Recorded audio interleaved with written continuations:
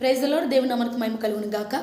Okay, 50 days fasting ప్రేయర్లో we are 48th day, 48 రోజులు ఉన్నామండి. అందరి పడి దేవుని స్తోత్రం. హల్లెలూయా. ప్రభు దృష్టికి మనల్ని మనం తగ్గించుకొని కనిపించినప్పుడు ఖచ్చితంగా ఆయన మనల్ని హెచ్చిస్తాడు. తగ్గింపు కలిగినటువంటి జీవితాన్ని మనము అలవాటు చేసుకునేవారు ఉండాలి.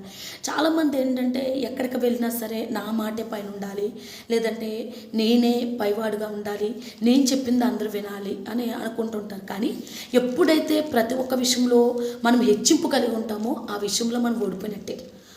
ఆ విషయంలో దేవుడు మనల్ని తగ్గించేస్తాడు. కాబట్టి ఏంటంటే ఎక్కడికి వెళ్ళినా ఏం చేసినా కూడా తగ్గింపు జీవితం అనేది మనం అలవాటు చేసుకోవాలి. మన మాటలో తగ్గింపు ఉండాలి, మన ప్రవర్తనలో కూడా తగ్గింపు కలిగి ఉండాలి.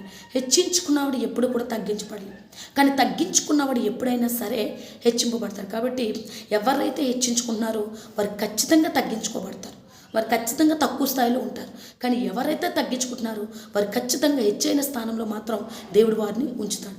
అందుకని మనం ప్రతి ఒక్క విషయంలో కూడా తగ్గించుకునేవారుగా ఉండాలి. దినవృత్తాంతాలు 2వ గ్రంథము 36వ అధ్యాయం 12వ వచనం.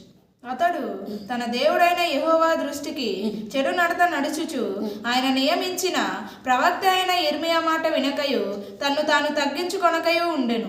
తగ్గించుకోకపోతే మన జీవితానికి అర్థం అంటూ ఉండదు. మన జీవితంలో మనం తగ్గించుకోవాలి. మన జీవితంలో మన దేవుడు మనల్ని ఎలా ఉండమంటున్నాడు, ఏ విధంగా నడవమంటున్నాడు, ఏ విధంగా మన జీవితాన్ని మన జీవితాన్ని ముందుకు తీసుకుని వెళ్ళమంటున్నాడు అన్నది ప్రతి ఒక్క విషయాన్ని సేవకులు చెప్పినటువంటి లేదంటే ప్రవక్తలు చెప్పినటువంటి వాక్యాన్ని బట్టి ఇది దేవుని యొక్క మాటే అని అనుకుని మనం తగ్గించుకునేవారుగా ఉండాలి. అంటే మన జీవితంలో మనం తగ్గింపు కలిగి ఉండాలి.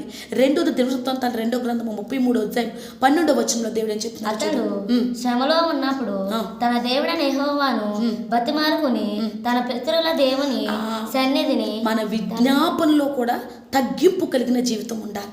మనం విజ్ఞాపన చేసినప్పుడు కూడా నాకు ఇది ప్రభా, నాకు అదే ప్రభా, నా రోగాన్ని తీసే, నా బాధను తీసే కాదు ప్రభా, నేను ఏ తప్పిదమైతే చేశాను ఆ తప్పిదము నీ నామానికి అవమానం తెచ్చింది ఉంటే ఖచ్చితంగా నన్ను క్షమించు ప్రభా అని తగ్గింపు కలిగి మనకున్న కష్టాన్ని బట్టి దేవుని దగ్గర విజ్ఞాపన చేయాలి.